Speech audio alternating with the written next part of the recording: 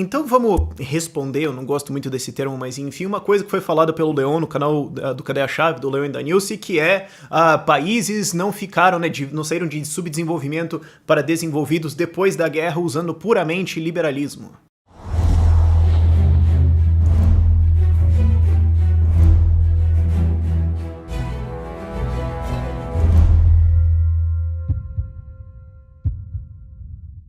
E assim, primeiro Chile, Estônia e Nova Zelândia, mas fora isso, tem duas formas que a gente pode responder isso aqui. A primeira é empírica, e tem um monte de problemas dentro e um monte de jeitos que você pode moving goalposts, né? Você pode mover o gol e mudar e falar assim, não, então isso aqui é puramente liberalismo. Então tem esse exemplo. Não, mas esse não vale. Sabe? É muito fácil você fazer esse tipo de argumento, e eu não tô dizendo que o Leon tava fazendo isso, mas é muito fácil alguém que não tá muito afim de debater pode fazer isso. É um problema de você usar a empiria pra economia, que é o que você não deveria usar, claro. E tem um jeito lógico, né, puramente dedutivo, a priori, que você pode responder essa pergunta. Vamos fazer os dois. E primeiro, mano, não seja um anarco chato, sabe? Isso é muito chato, assim. Um monte de gente saiu falando assim, Rafael, você tem que refutar aqueles comunistas do Cadê a Chave, porque eles falaram que era na verdade, meio que o tópico do vídeo deles, de como, tipo, tudo virou comunista, então nada é comunista. Que a Nilce, inclusive, fala que a gente tá numa crise linguística, e eu achei uma expressão, na verdade, correta, porque agora, tipo, literalmente tudo é fascista ou comunista, certo? Ou não sei, é muito engraçado isso, se eles estão certos em falar isso, então, na verdade, é uma ironia que criticaram isso, mas assim, cara, se todo mundo soubesse o que eu vou falar ao longo desse vídeo, esse canal não ia ter motivo de existir, ok? Então, assim, sim, tem pessoas que não sabem a história econômica de uma porra de país porque eles não têm tempo pra ficar estudando isso, por isso que meu canal existe, por isso que eu tenho um mercado, né? Porque eu tô resolvendo esse problema e tudo mais. E sim, pessoas discordam da gente por motivos honestos, ok? Não seja um anarco chato. As pessoas que discordam de libertarianismo ou que falam uma coisa um pouquinho fora não são canalhas estúpidos.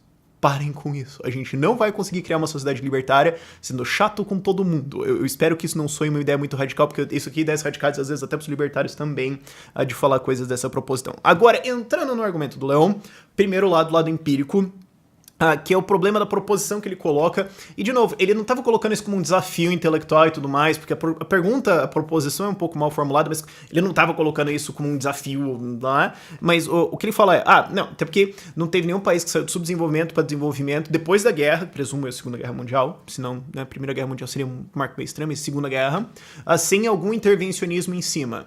E você percebe que esse é um argumento bem maleável, certo? Porque o que é algum intervencionismo em cima?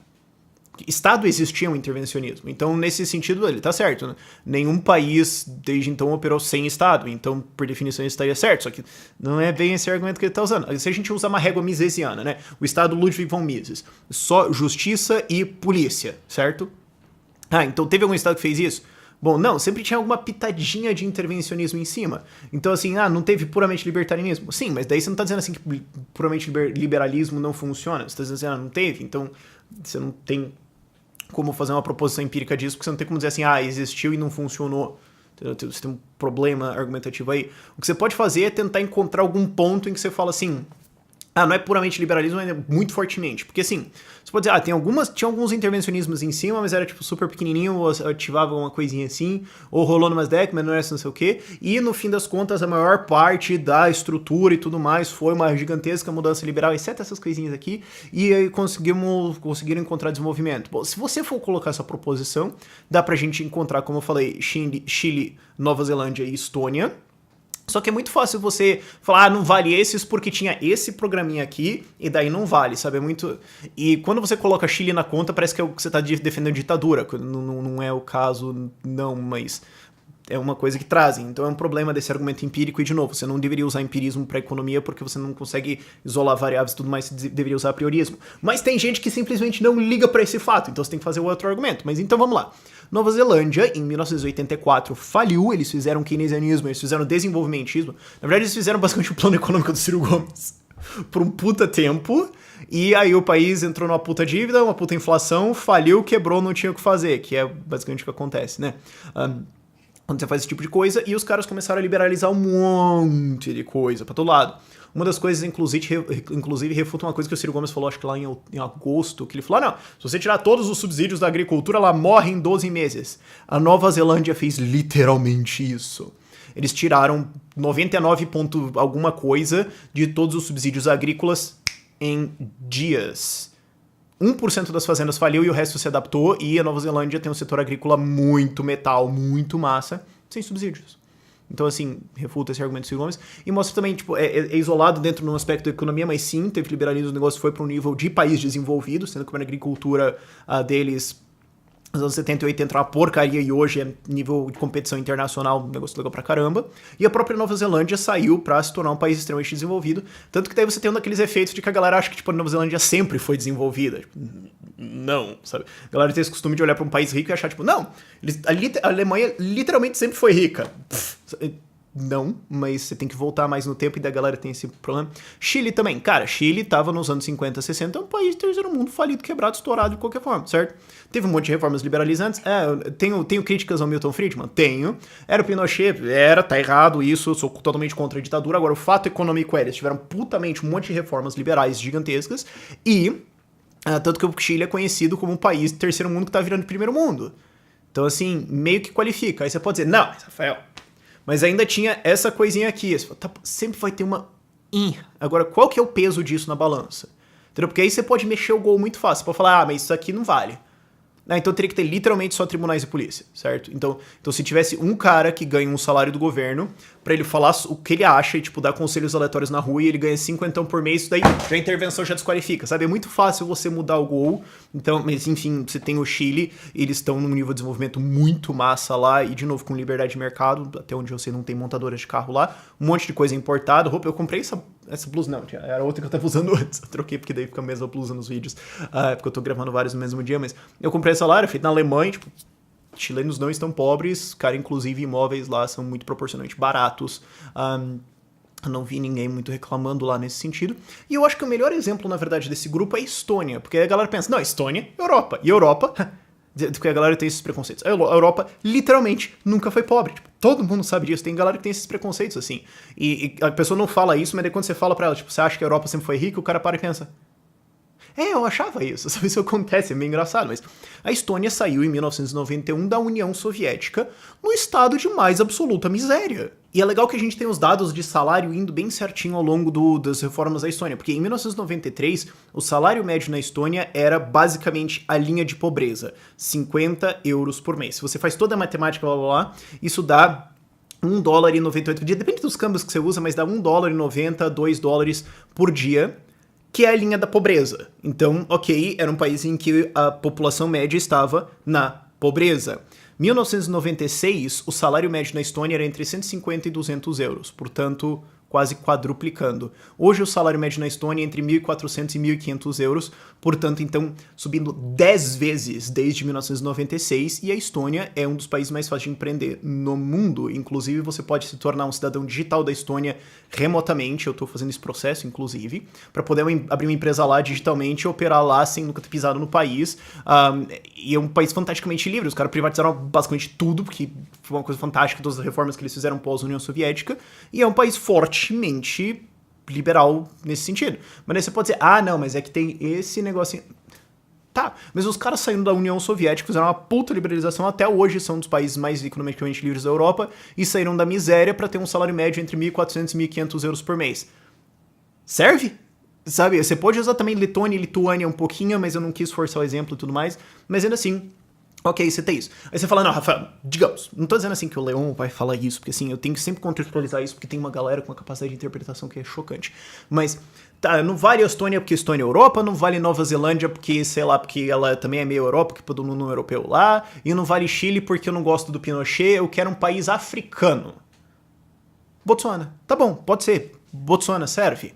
E o problema com a análise econômica da África é que, assim, você não tem muita nem confiabilidade de dados, você tem um monte de ditaduras comunistas que rolaram lá, você tem um monte de coisas bizarras, a África, na verdade, é um excelente exemplo de como falta de direitos de propriedade e pesado intervencionismo econômico mantém um continente congelado por meio século em vários países, mas o Botsuana fez várias reformas, e se você pegar entre 1970 e hoje, o PIB per capita cresceu 15 vezes. Ok? Tá bom. Mas levou quase 50 anos. Ok. Mas você pegou uma nação miserável, pobrérrima, com 400 mil habitantes na época, subiu para 2,3 milhões de habitantes, da população quase que, não mais que quintuplicou, né? Quase sextuplicou. E o PIB per capita sobe 15 vezes. Então, assim, tá, tem limitações do PIB? Sim, eu vivo criticando, inclusive, PIB como uma medida de crescimento econômico. Ele pode ter uma margem de erro bem grande até se você considerar algumas coisas. Mas, assim, quando a gente tá falando nesse nível de ordem de magnitude, o negócio que ia ser 15 vezes, tá bom, não foi 15 vezes. Digamos que PIB é uma medida meio ruim, foi assim só 9 vezes. Tá bom um crescimento econômico de 9 vezes em 50 anos? Se você não gostaria que daqui a 50 anos os seus netos, né, tivessem, sei lá, talvez se formando na faculdade num país 9 vezes mais rico do que a gente é hoje no Brasil, não seria massa? Tipo, com um salário médio real de entre 18 e 20 mil reais? Eu acho que seria um avanço bem legal. Você fala, não, mas o Botsuana ainda teve algumas interferências econômicas. Tá, sim, ainda teve algumas coisinhas lá no meio, mas largamente fizeram enormes reformas de livre mercado e você consegue comparar com os países vizinhos, inclusive, que são muito semelhantes, e você vê uma coisa totalmente diferente. Então, tá, ok. Aí você fala assim, mas teve alguma intervenção. Mas se for olhar o realmente capital que é usado, que foi tudo usado para isso, é muito pequeno. Mas daí você pode falar, mas isso não conta. Tá, esse é o problema. Você sempre vai ter algum país com algum programa intervencionista no meio, com alguma coisinha, com alguma barreira. Fala, não, mas o mercado do leite era protegido. Tá, eu tô inventando o caso do Botsuana. Não sei se o mercado do leite era ou não era, mas enfim. Alguém sempre pode conjurar alguma coisa e falar, então isso aqui não vale, certo? Falar assim dos moving goalposts. Você sempre está mudando o objetivo e isso torna essa análise empírica muito chata e é por isso que você não deveria usar a análise empírica na economia. O que você deveria fazer é usar a análise lógica dedutiva, que é a priorismo. E aí a gente muda um pouco como a gente vai fazer essa análise disso. Porque ele pode falar assim, mas não teve nenhuma nação, né, que saiu de pobrérrima para desenvolvida sem intervencionismo econômico. Portanto, o intervencionismo econômico traz riqueza. Você reconhece que tem uma falácia aí no meio? Cara, só porque tinha intervencionismo econômico e ficou rico, não quer dizer que intervencionismo econômico causa isso. Mas a nossa tese é de que causa e como teve, portanto causou. Você ainda entende que tem uma falácia de associação, de correlação sem causalidade aí? Você não consegue provar isso. Você pode ter uma tese super bonitinha, ela tá errada, outros fatores enriquecerem o país, e você olhar para essa política intervencionista e falar, claro que foi isso, lógico. E você não tem como escapar dessa falácia quando você faz análise econômica, porque você tem tantas variáveis no meio de pesos completamente incalculáveis que você não tem como fazer uma análise estatística disso. Qualquer uma delas vai ser com um erro fantástico e não tem como você isolar, cara. E daí você vê aquelas estatísticas bizarras, fazer uns estudos bizarros assim, que, cara, dá dó até de ver, mas enfim, você não deveria usar isso. O que você tem que analisar é fazer uma análise lógico-dedutiva. E aí você percebe que é impossível, por definição do que é intervencionismo, que ele gere riqueza. Ok? E daí isso invalida o próprio argumento. Porque assim, o que acontece com o intervencionismo é o seguinte. Como é que eu sei que você, numa troca, numa ação qualquer, tá melhor do que você estava antes, na sua opinião? Porque não existe, assim, melhor objetivo, certo? Porque, para pensar assim, uma pessoa pode ir e doar 50 reais. E ela ganha em troca uma boa sensação. Então, se a gente faz uma análise estatística, o patrimônio dela caiu e ela se sentiu melhor. Logo, empobrecer traz riqueza. Não, você não tem como saber, mas como é que a gente vai calcular isso? Não tem como você calcular isso. Mas você consegue ver que ela se sentiu melhor, mesmo que ela não ganhe nada em troca. Sei lá, ela doou pra ajude as crianças. Não sei, aprender a ler lá no meio da África. Tá bom. Então, isso é uma coisa totalmente subjetiva. Não tem como eu objetivamente comparar isso. Falar, não, vamos fazer uma régua, certo? Vamos perguntar pra pessoa, de 0 a 10 de feliz, quanto feliz você tá? Então, vamos fazer isso, comparar. Você não tem como fazer essa análise, é por isso que empiria não funciona em economia. Mas você sabe que porque ela fez isso voluntariamente, o julgamento dela é que aquilo ia ser benéfico para ela, certo? Porque você compra alguma coisa, você consome alguma coisa, você faz qualquer ação porque você acha que você vai estar melhor do que você estava antes. Então, você sabe isso através de uma ação livre. Ok? Você comprou alguma coisa, você adquiriu alguma coisa, você trocou alguma coisa, você firmou um contrato. Se eu vou coagir você a participar de alguma coisa, é porque eu não consegui convencer você. Você fala, você quer comprar meu produto? Não. Aí eu boto uma pistola na sua cara e falo, e agora? O produto não melhorou. Certo? E o fato de que eu vou tomar alguma coisa sem o seu consentimento, mesmo que eu te entregue alguma coisa de volta, sei lá, uma estrada, não significa que você melhorou de vida. Mas o PIB subiu. Não significa que você melhorou de vida. Mas dinheiro subiu. Não quer dizer que as pessoas melhoraram de vida. Você só consegue perceber que existe uma melhora, um enriquecimento, quando essa troca é feita de maneira voluntária. Uma troca involuntária, não tem como saber o que aconteceu. Realmente é impossível. E aí o que acontece? Mas além desse ponto, né, você tem um outro problema, que daí você tem um governo com recursos que ele adquiriu de maneira ilícita, via impostos, né, no caso roubo, ou sei lá, qualquer outra coisa, inflação, né, que é um roubo disfarçado, ou qualquer coisa, né, que ele faz. Ele tem dinheiro que ele adquiriu de maneira ilícita. E aí ele vai aplicar, certo? Ele vai fazer um intervencionismo, ele vai estimular uma indústria. Tá, mas como é que você sabe que isso responde à oferta e demanda? Porque oferta e demanda é como os empresários se organizam, certo? Eu tô vendo o que as pessoas estão demandando, eu vou tentar produzir isso para ganhar dinheiro. Se eu tive lucro, significa que eu aloquei recursos eficientemente. Se eu tive prejuízo, significa que eu destruí recursos. Então eu sei o que está acontecendo e eu respondo a esses incentivos. Como governos não respondem a incentivos, eles não respondem a preços, a oferta e demanda, eles não têm como alocar recursos racionalmente, eles não têm como saber quem quer o quê. No fim das contas, o que os políticos fornecem não é o que você quer, mas é o que eles acham que você quer, e se você não quiser, você é obrigado a pagar mesmo assim. Então, como é que você sabe que isso é bom? Ah, a gente gastou recursos aqui e criou uma estrada. E aí o PIB cresceu, portanto essa estrada cresceu o PIB. Você não sabe o que as pessoas teriam feito com o dinheiro se elas pudessem fazer outra coisa, pode ser que elas teriam investido melhor, a estrada talvez teria ficado pior, mas eles teriam outros negócios, e isso poderia ter causado um PIB maior, e você não tem como refutar essa tese empiricamente, você não tem como fazer, fiz um modelo estatístico, não, isso é impossível literalmente. O que você sabe é que você construiu aquilo e que o PIB cresceu, mas você não sabe se tem relação. Ah, mas isso aqui foi PIB, a gente vai colocar, teve tantos empregos, teve tantos salários pagos. Você não tem como saber se isso foi melhor ou pior, e na verdade você consegue saber matematicamente, mas o único jeito que você consegue saber que foi pior é porque foi coagido.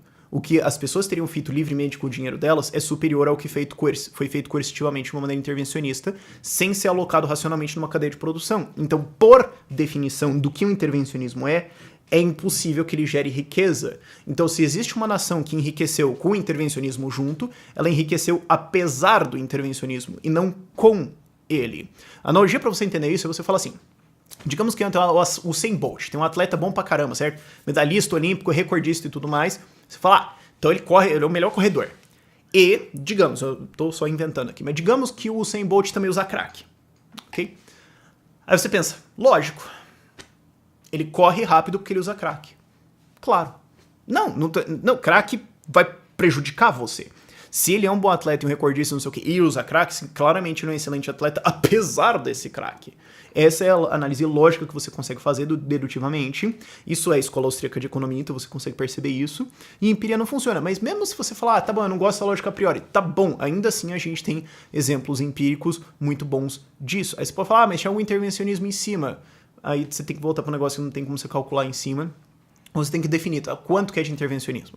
Então vamos dizer assim, com um gasto de impostos abaixo de 15% do PIB, pode ser? Se a gente estabelece um goal, algum objetivo, alguma linha, a gente pode fazer uma análise. Só que você fala assim, 100%, é muito fácil você distorcer a discussão. De novo, não estou falando que o Leon faz isso, mas é muito fácil alguém usar esse exemplo e criar algum frame, algum desafio genérico em que eles podem sempre ajustar, não importa o argumento, e eles estão sempre certos, mesmo que você refute os caras 40 vezes, que é a falácia do gol que se mexe, né? O moving goalposts.